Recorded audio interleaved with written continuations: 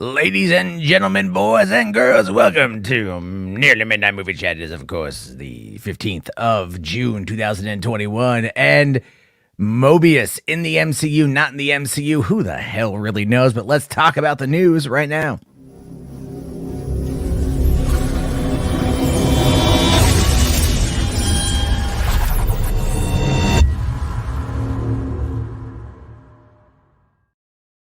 Hey, what's going on, everyone? How you guys doing? Welcome to the show. Sorry, I am a few minutes late. I was over on the Poindexter Lounge with Enosh, and he really wanted to show me a very specific clip about a very specific person.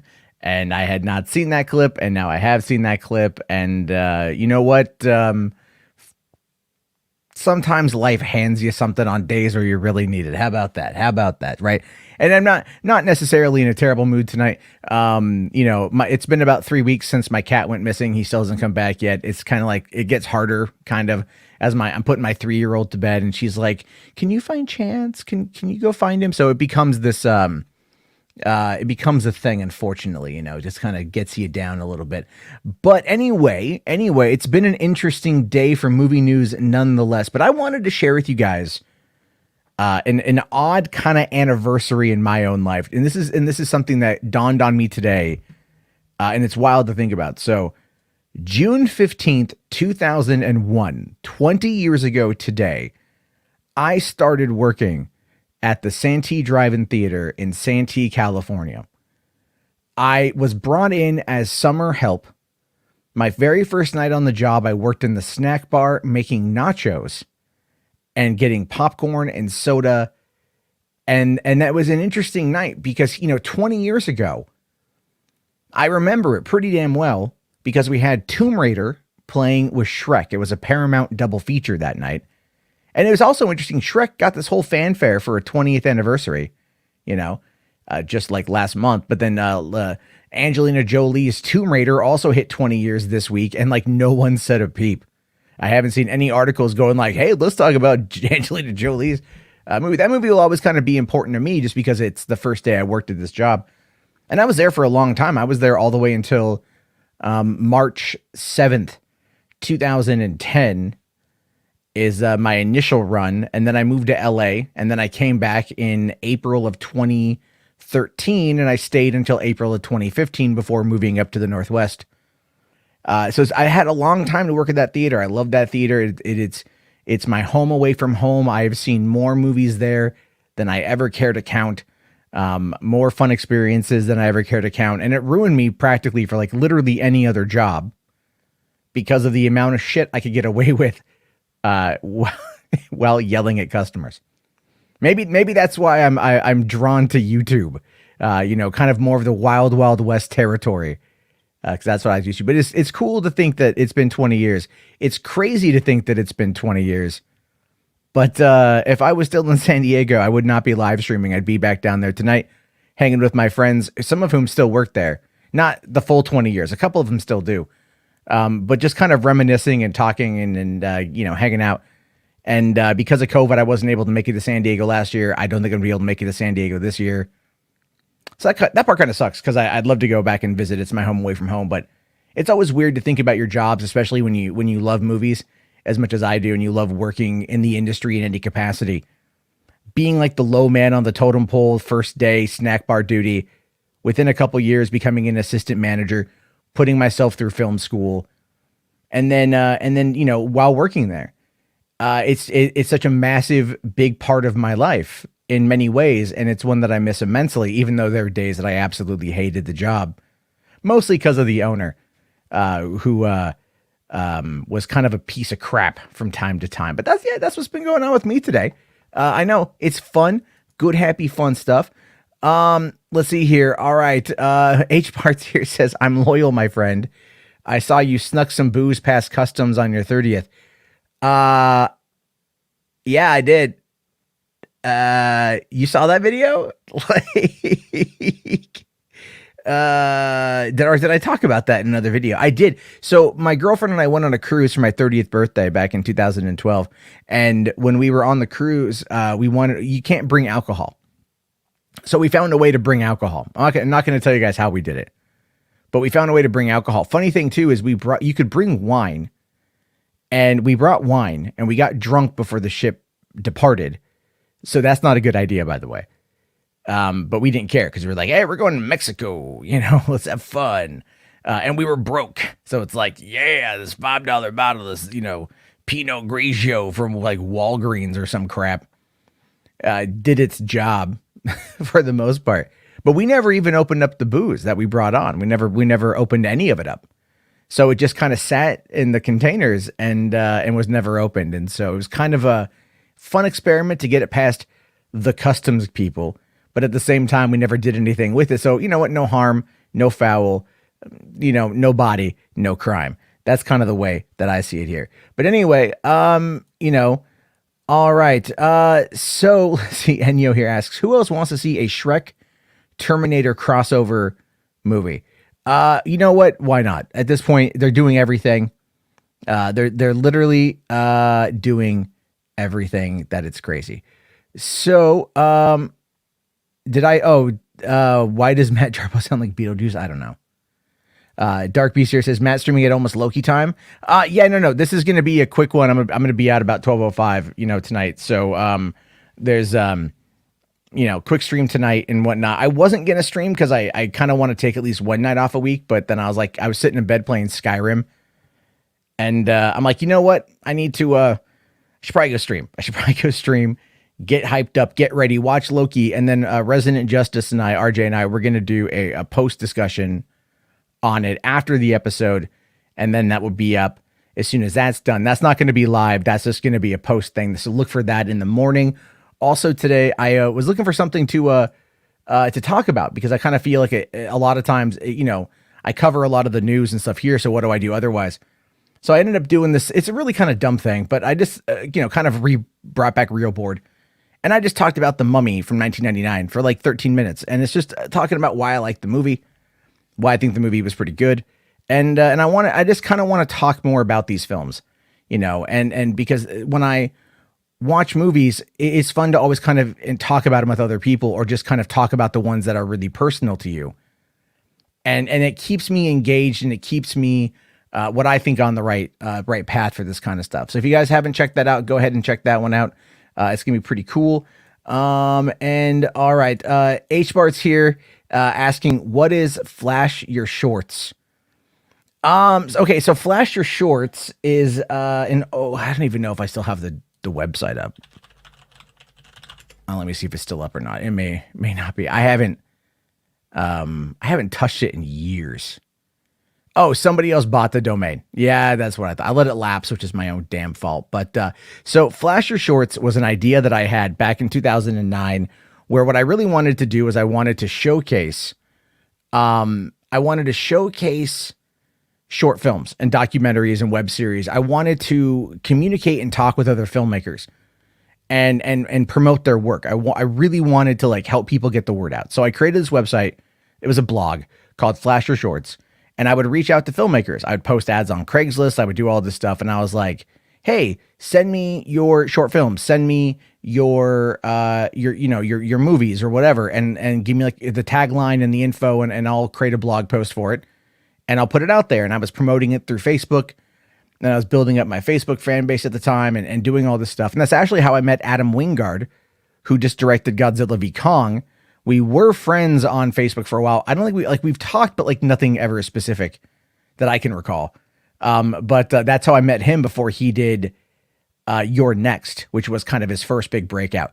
And so I did it for a while. When I moved to LA, I kept it going for a while because that was a lot more people who were doing it. But after, it just kind of I got busy. And when you're not sometimes when you're not making money on something or you're not really kind of getting what you need out of it, it becomes more work than it is to be fun. Then it ends up kind of just doing, you end up kind of going, okay, and just you move on from it. So that part is unfortunate, but I did do it for a while and I did like it. And you know what? And it's always kind of cool to watch what people create. And I have kind of moved away from that a little bit in my own right. I don't watch as much short films anymore. I used to watch a lot of short films, a lot of independent documentaries, a lot of non-Hollywood produced content because that was the world that I was in.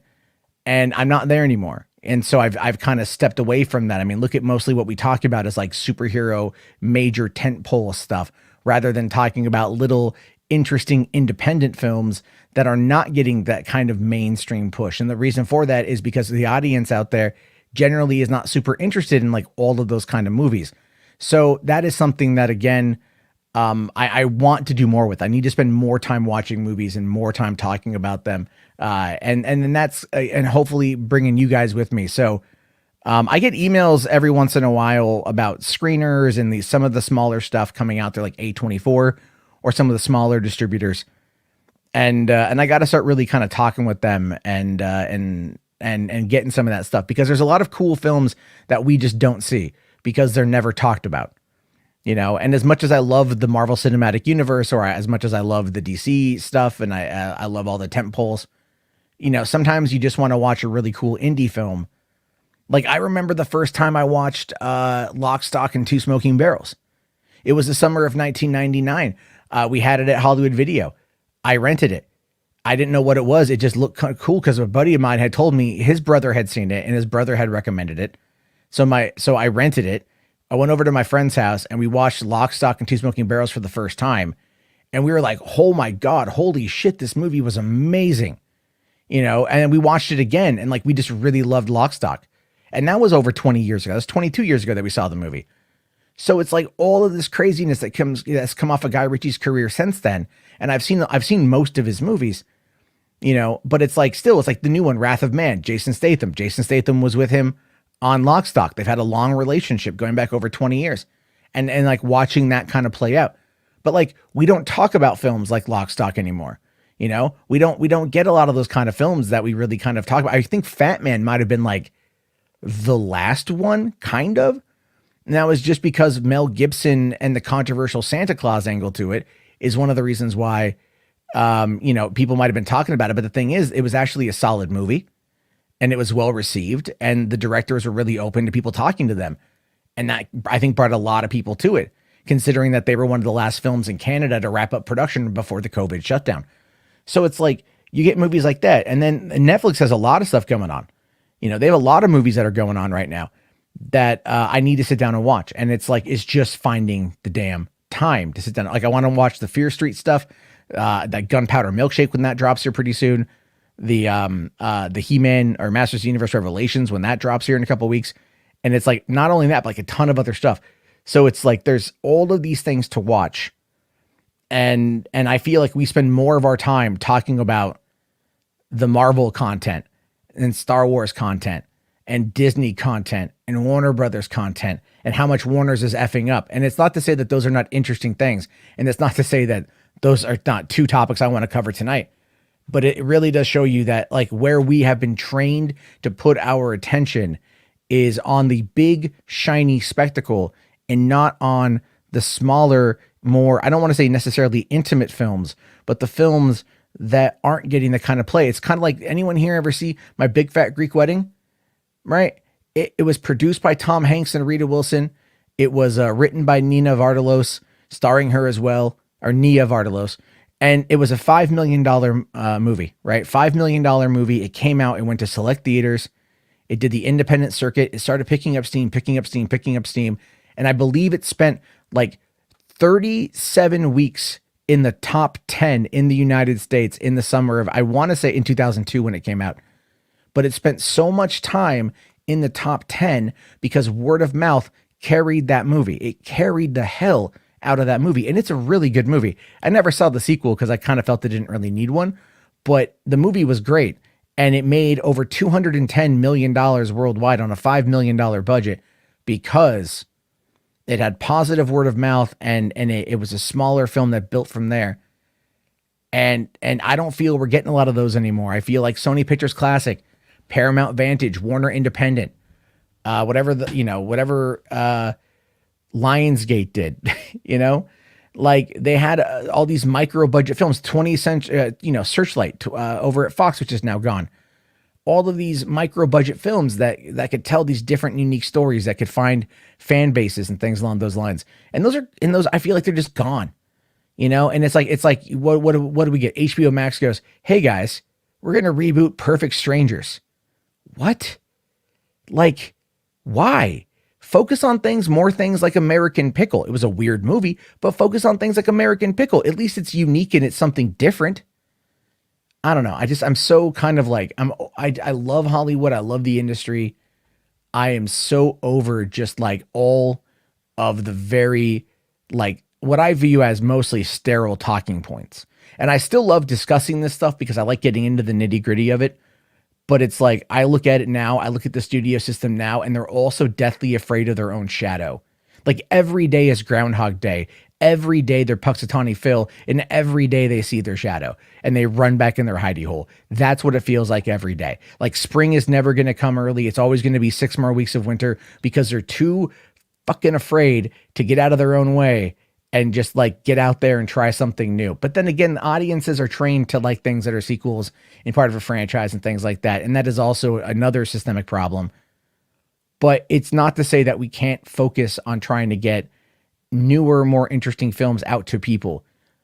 I don't know how to do it. I know Netflix, Netflix is a great way to do it because they can reach so many people.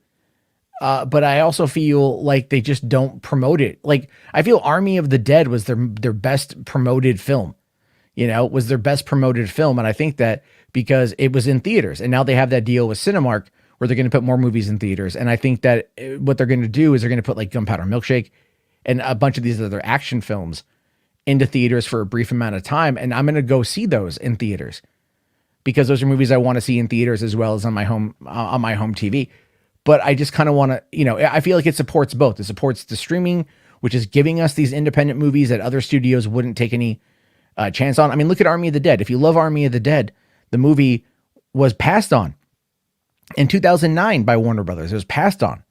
And it sat in limbo for literally a decade.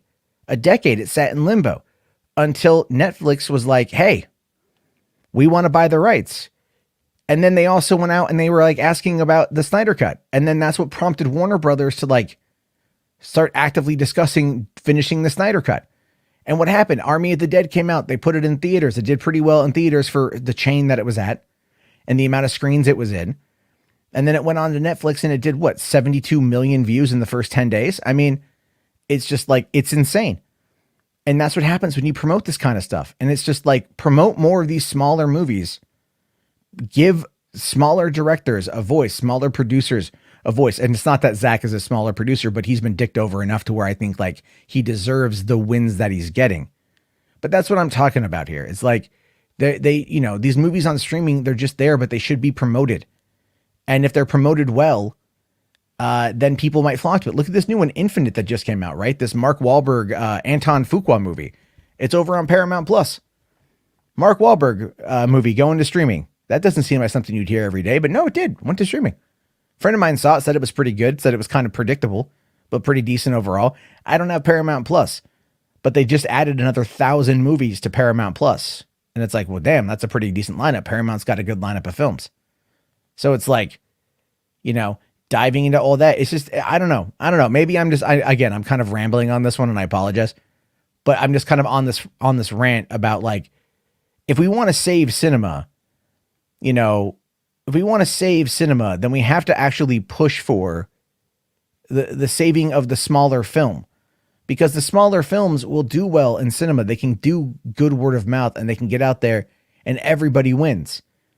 But when it's like all of this just cheaply made, gaudy content coming out from these studios that are so far removed from what they're, from what I think audiences want. So they just keep pumping out this nonsense that they've just lost their way.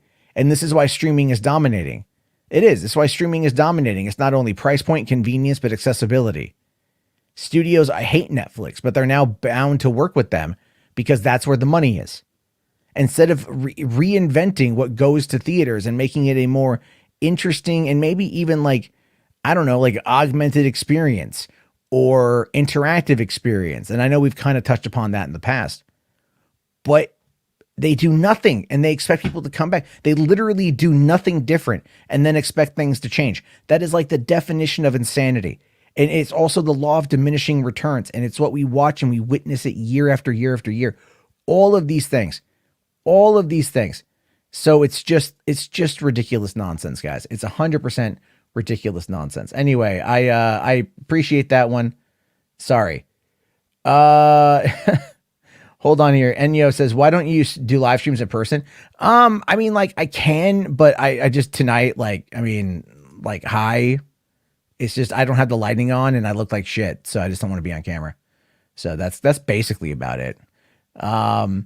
Anyway, let's see here. H-Barts asks how to get cheap movie tickets. Costco, if you can. Costco is the best way to do it, I've found. If you can find, like, they'll usually have like a 2-pack and it's a couple bucks off, right? Or they're like matinee ticket prices that you can use anytime. That's like, look for that. Otherwise, go in the matinee or go on a Tuesday. So there's that one. Alvi here says Nomadland is good. It's on Hulu. Nomadland is a movie that I don't think people I mean, I haven't seen it yet, so I can't say. All right, but I've watched the trailer and I've read the synopsis, and it comes across like the kind of movie that would make me just want to like wrap my mouth around a double-barreled shotgun and pull the trigger. I'm a food delivery driver. I don't need to see a movie about a person who's like, man, I'm down on my luck. I got to go deliver Uber Eats.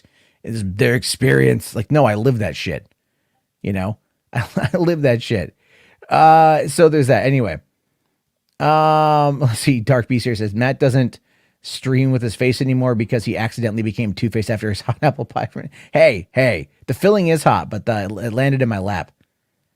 All right. Okay. Cosmic Yogi here says, how did Loki know about the Avengers time traveling in Loki? 2012 Loki should not know that. Yes, you are right. I'm wondering if they're going to explain that. I'm really wondering if they're going to explain that. So I'm hoping that they do. You are right on that one. Let's see. Okay, hold on. Let me kind of get to the top here. All right. So Morbius in the MCU. Yeah, we'll get to that here in a second. Matt's in hardcore soapbox. I am a little bit today. I'm ranty. What can I say? I'm very ranty on this Tuesday evening. All right. Let's talk about Mobius. Let me just, okay. So according to this GameStop article here, right? So this GameStop article says here, Morbius is still coming out in January 2022, not part of the MCU. So we'll get to the update here in a second, but apparently Tyrese Gibson, who plays Simon Stroud in the upcoming film, said in an interview with comicbook.com with Brandon Davis there, that the movie is in fact getting delayed again. They just pushed Mobius to October because they want to take advantage of Halloween energy. So it's going to be a long year, man. A lot of magic happening out there. Well, no, they had, I didn't hear that they pushed Mobius. No. Okay, they didn't hear because games. Okay, they've updated that one, right? So, okay. So they wanted to. So Tyrese is just kind of, I guess, doing Tyrese.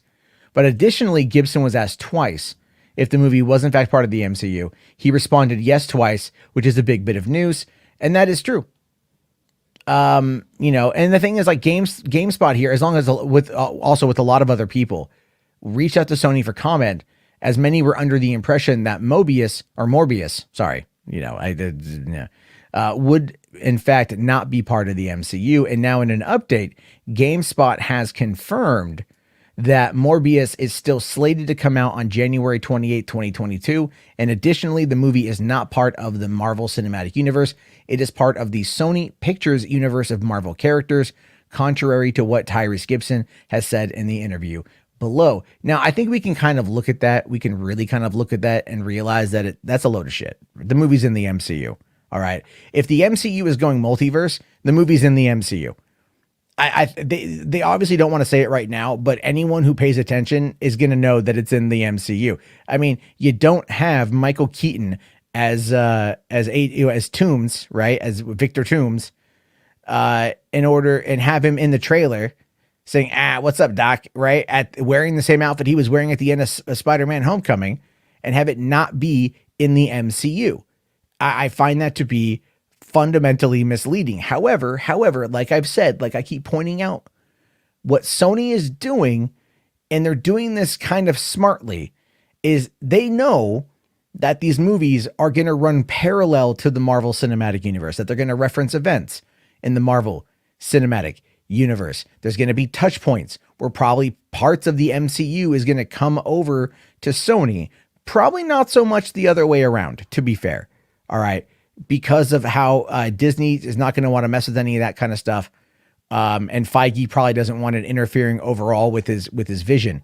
But to keep Spider-Man in the MCU, to keep Tom Holland in the MCU, to keep Sony happy, and to let Sony build out this SPUMC nonsense. It's the worst name I've ever heard in my entire life. This is what they're going to have to do. They're going to have to allow it to kind of cross over in some fashion at some point. So is it in the MCU proper? No, probably not. And that's going to be what they're going to hold on to, is that it's not, because it's going to be adjacent.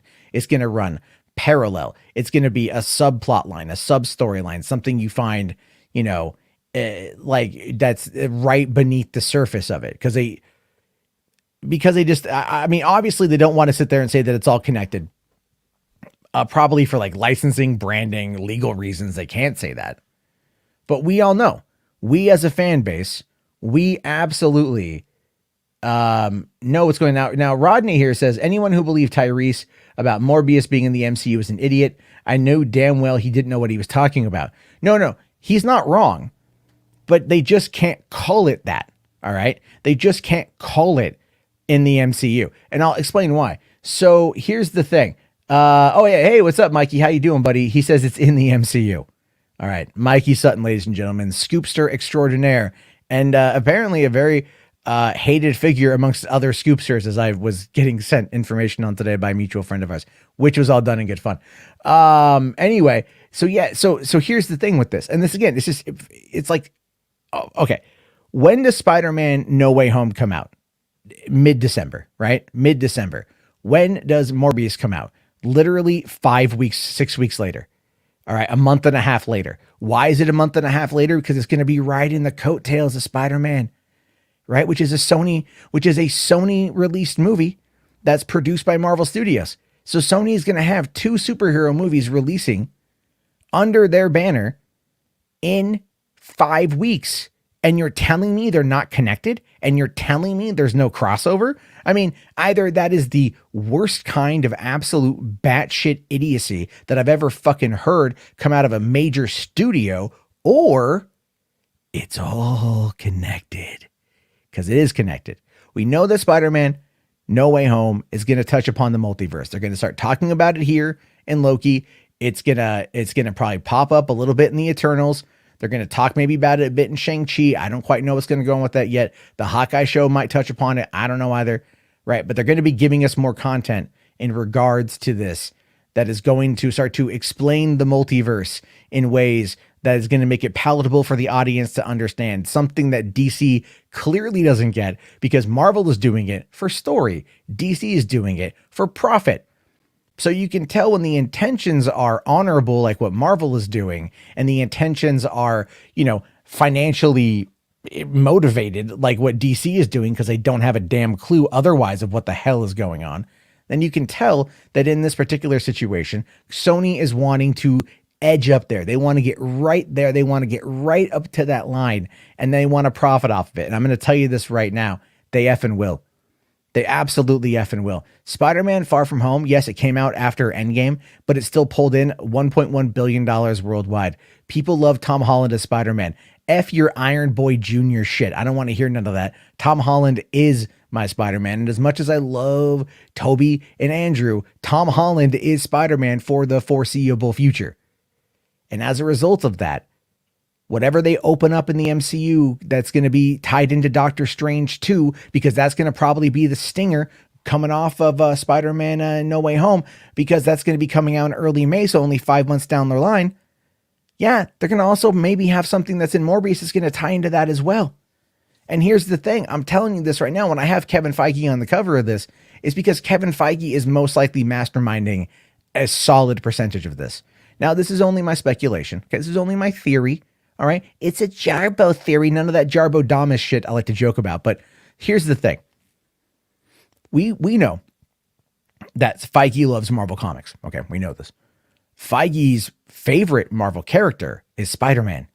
Feige did not choose Tom Holland to play Peter Parker. They actually wanted Asa Butterfield, but Butterfield couldn't keep up with the banter with Robert Downey Jr., and it was Sony, Amy Pascal, Avi Arad, I believe, who came on in with Tom Holland, and they pitched Holland, and Holland ended up having that banter, and we're all the better for it. Sony finally did something good that we can actually look at that and go, hey, you guys, golf clap, you guys did it. We're so proud of you. You accomplished something. Now get the fuck out of the room. That's essentially what it is. But we know that Feige loves Tom Holland. We know that they have a good relationship. We know that Robert Downey Jr. loves Tom Holland and they have a good relationship. They want to keep it in the family. We know that when that whole thing broke down nearly 2 years ago, Tom Holland was at the center of it, and that dude was gutted.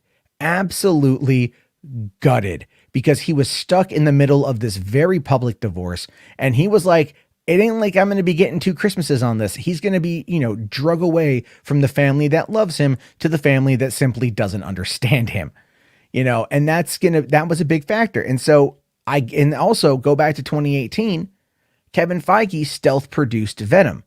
Now, Venom is one that was better than it had any right to be overall, and it did very well in China, and I think Venom 2 is going to kick serious ass. I can't wait to see it. But Feige had his fingers in that as well. And he wanted to make sure that, because he knew Amy Pascal, remember when Amy Pascal said during the Spider-Man Homecoming press junkets that they was all connected. That was all connected. And Feige's like, shut up. Shut up. What are you? Shut your mouth. He was doing that. But now, 4 years later, we're in a situation where, it's now more connected than ever before. This was always the plan, guys. Sony wanting to boot, when you hear about Kraven and you hear about Morbius, and then they're bringing in Vulture, and then, there's all the talks of the Sinister Six stuff that's going on. What Sony's up to. Sony is most likely going to approach Spider-Man from its villains and give us movies about the villains, which, hey, if done right, Joker, over $1 billion, Academy Award winning movie, Academy Award winning performance, all that good, happy, fun stuff. And if they could find a way to tap into that while still running adjacent to Marvel, if it becomes very popular, which I actually believe that it will, I do believe that it will. I think that Sony, a lot of people are interested in what Sony's up to. And if Sony can nail this, which we don't have any real faith in them at the moment, let's be fair, their track record is kind of terrible. But if they can pull it off, and that is because, in essence, they have part of Kevin Feige being involved in this, all right, and his producing cred coming on board and helping out from a stealth capacity, maybe not like 100% involved, but a couple phone calls here and there sort of thing. Then it can work to run them parallel to one another. And like I said, and I'm just going to call it now, I'm going to make the bold proclamation right now. If Morbius and Venom 2 and Kraven and whatever they're doing blows up, and I mean blows up in a good way, Marvel and Disney will have no choice but to find an actual connection point and bring the two together, because there will simply be too much money on the table. And I'm saying this now, and again, another bold ass proclamation. Look at Avengers Campus. Tom Holland as Spider-Man is the centerpiece of that experience. Do you think it's only going to be Spider-Man? Kevin Feige said that park, that land, will evolve with the movies. Now, we know that's going to be the TV shows on Disney Plus, because they already have the prisoner Loki walking around this week. And we know that it's going to be with everything else in the MCU. But Sony had to sign off on that deal to put Tom Holland and that iteration of Spider-Man at the center of this. And they had to get a cut of some of that money, which means that the deals down the line, again, this is my speculation, yet still a bold proclamation, that down the line, what we're going to see are Sony movie characters coming over into that land because of some kind of contract agreement or touch point situation where those universes can merge, because I think the popularity of it can be there. I'm telling you guys, this is the kind of stuff that just seems to be the most simplest way for everyone to profit and make billions.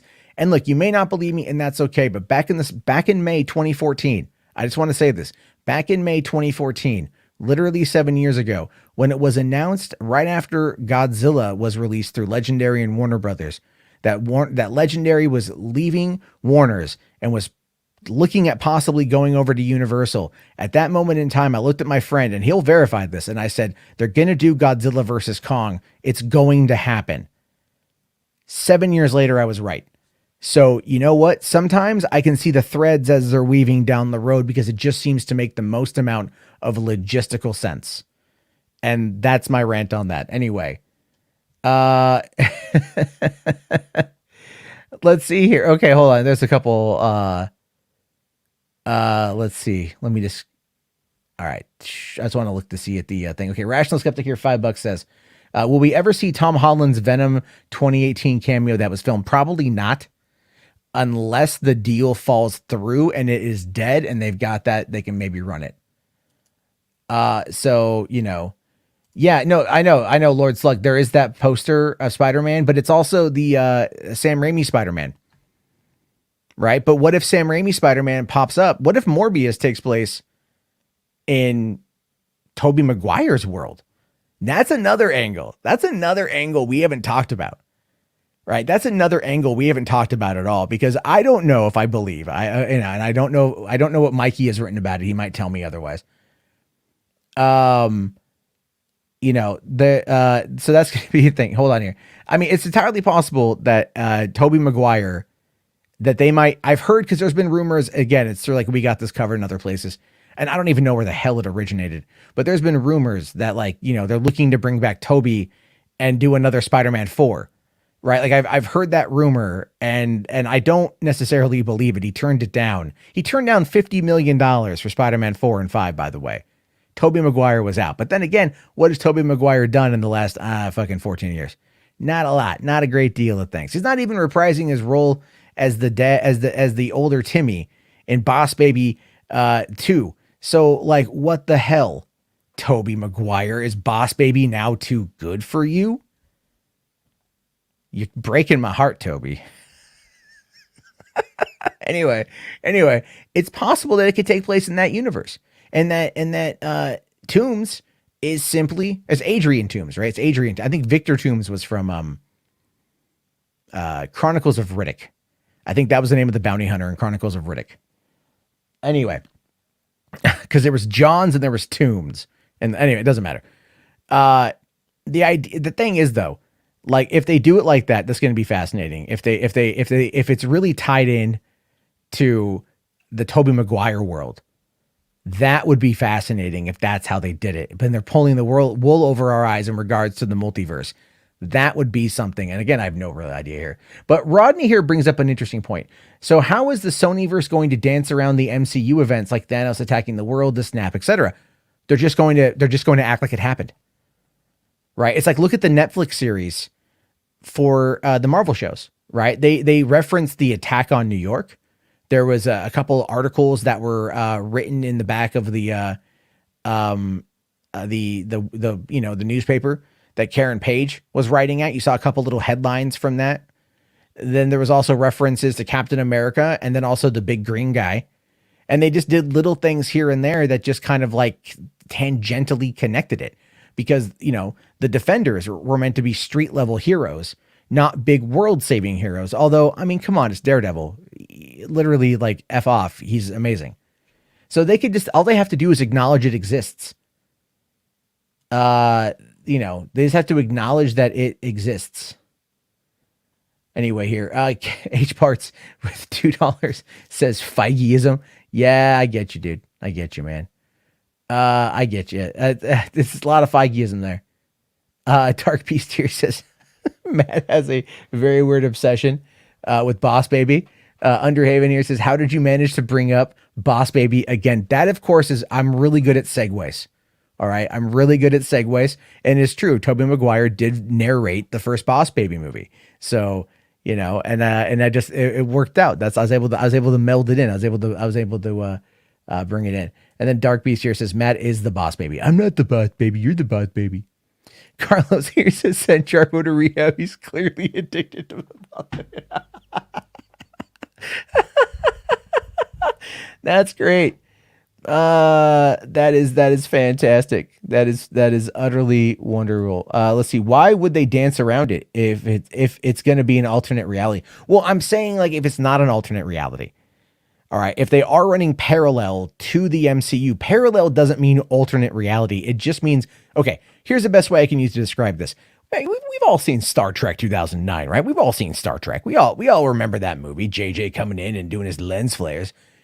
And you remember how distracting they were, right? Remember how everyone brought up the lens flares in Star Trek '09? Did you ever listen to why J.J. Abrams did that? Did anyone here ever remember what he said about that? I do. What he said was he did it because he always wanted it to seem like there was something cool happening off screen because it's the future and the future is crazy, right? I'm paraphrasing, but no, he did say that he did that so people would be curious about what amazing thing was happening just outside of frame that they weren't able to see, hoping that it would find a better way to immerse them into the world. That's my take on it, at least, but he did make that comment. So think about it like this. The Sony movies, Marvel movies are Star Trek. Okay, Marvel movies are Star Trek. Sony movies are the lens flare. It's the best analogy I can give. It's like the best analogy I can give because it's just like, it's so accurate, it hurts. Let's see. That's why Matt isn't on camera anymore. He's in his diapers with pacifier. He had to quickly throw a shirt on to switch camera. Yeah, thank you. You got it, man. Yeah, you got it. That's you called it, Hank. You got it, buddy. Carlos here asking, do you think Jane Foster's Thor is from another universe in Thor: Love and Thunder? No. It's gonna be Jane Foster.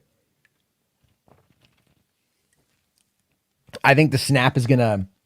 Okay, so you got it again. I could be wrong. I could entirely be wrong. If I was writing it, I would probably take this route myself. What is the core? What is the storyline of Mighty Thor?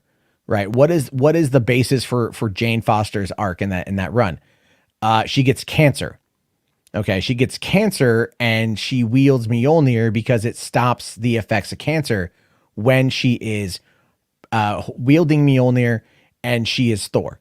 So when she transforms into Thor, it stops the cancer from progressing. And when she becomes Jane Foster again, the cancer starts back up. That's in the comic.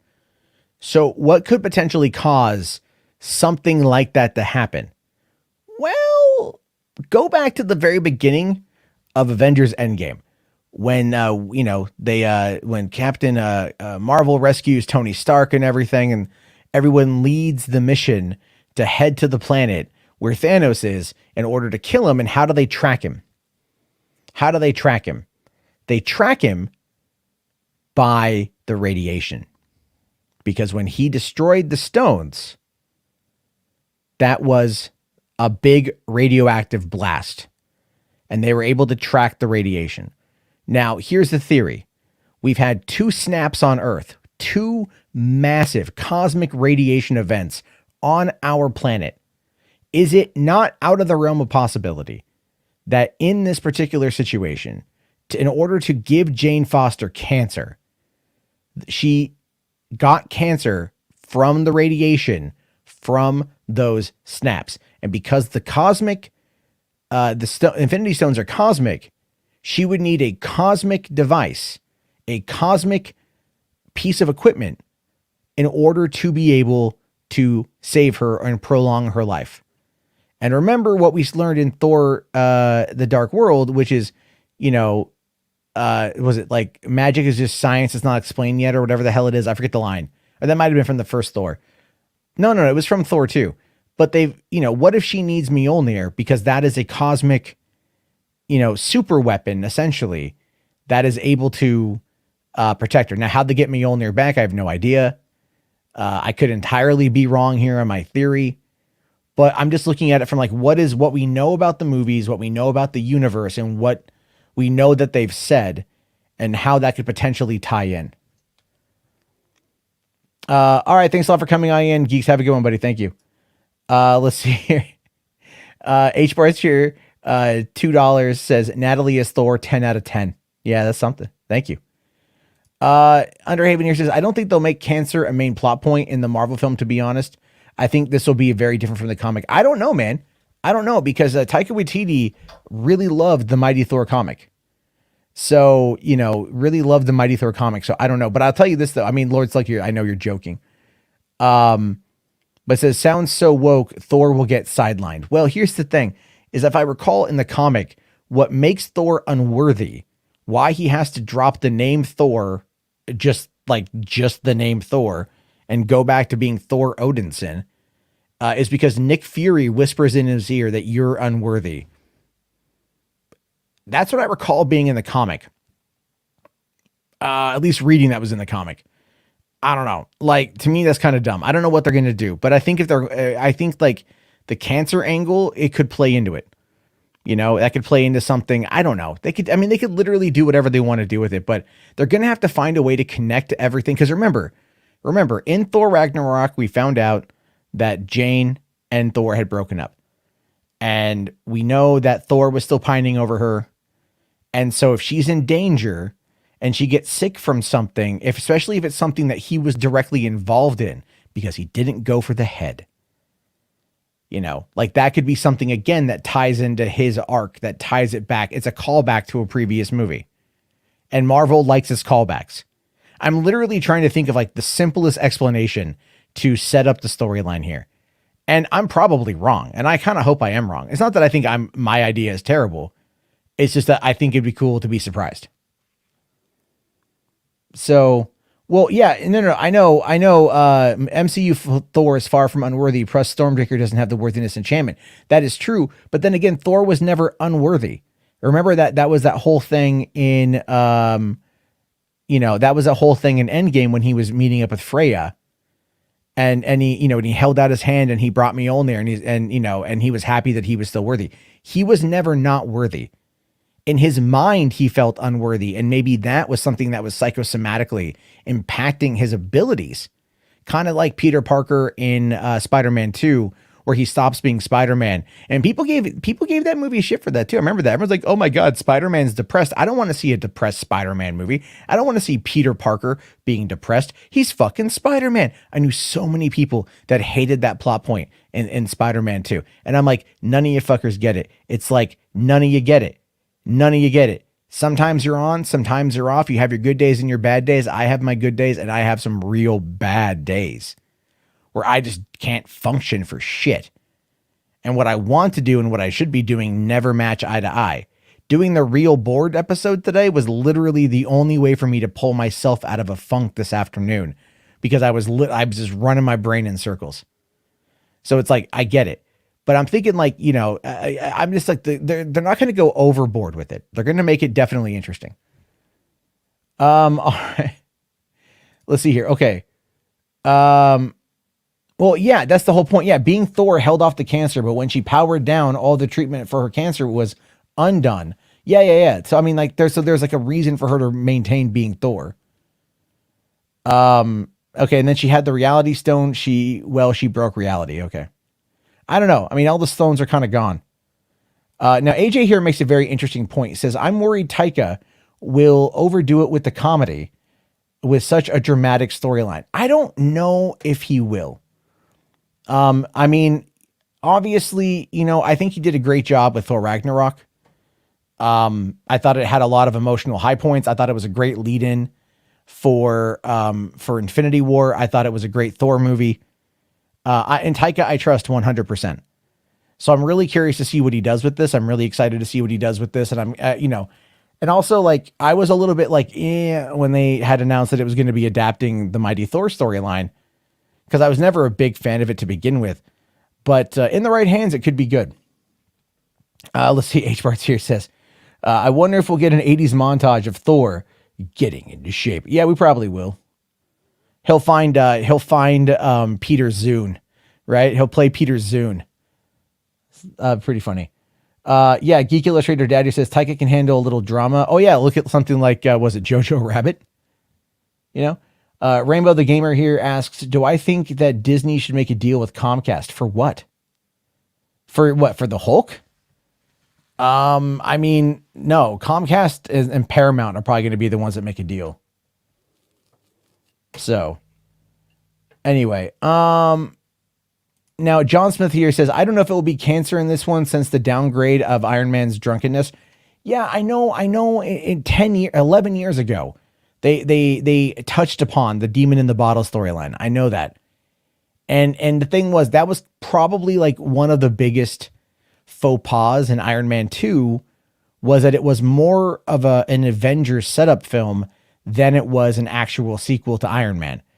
And, and then everyone was mad about Tony Stark having PTSD in Iron Man 3, which I thought was great because PTSD is a real thing and people get it all the time for different reasons.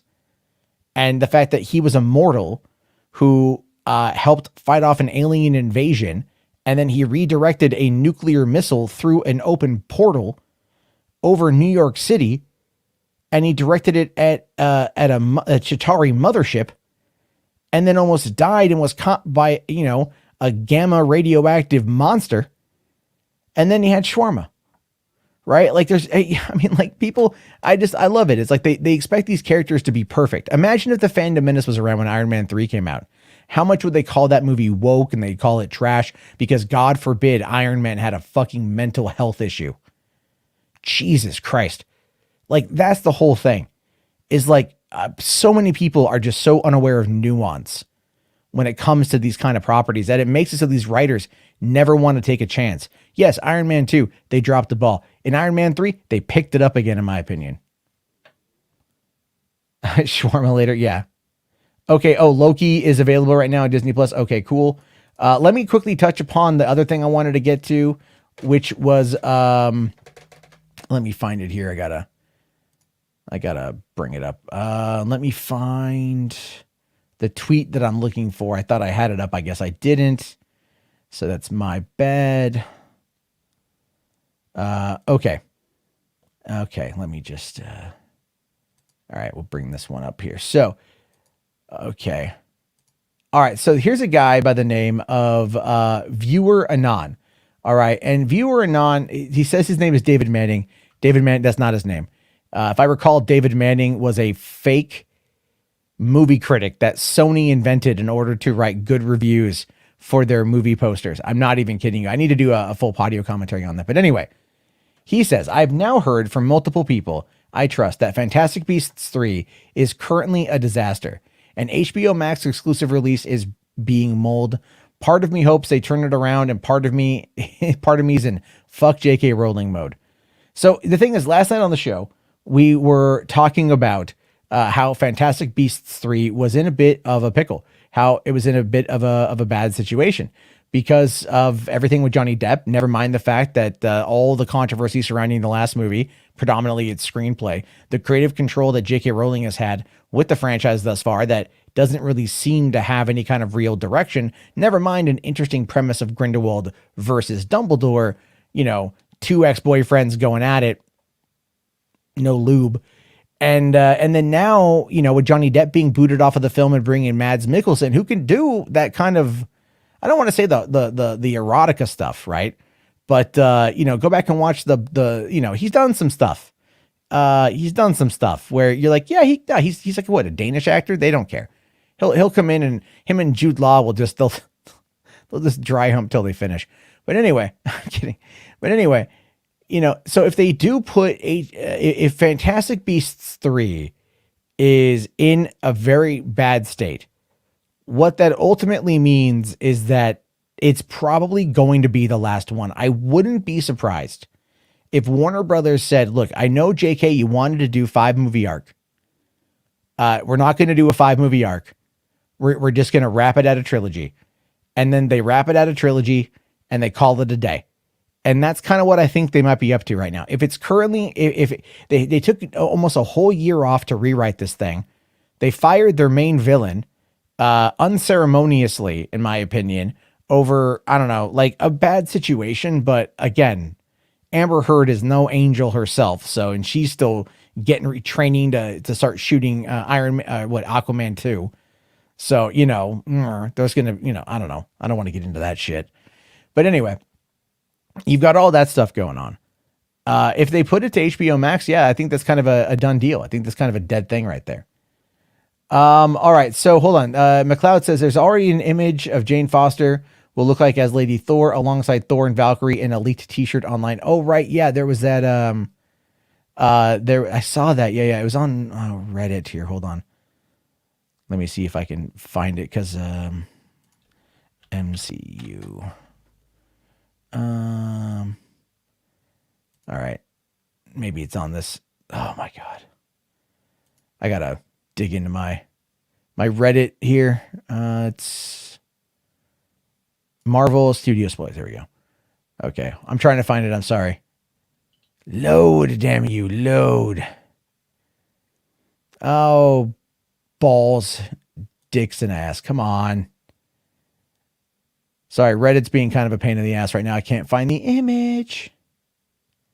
There it is. There it is. There it is. There it is. There it is. Okay. All right. Hold on. We're going to bring it up real quick. And, oops, shit. We will.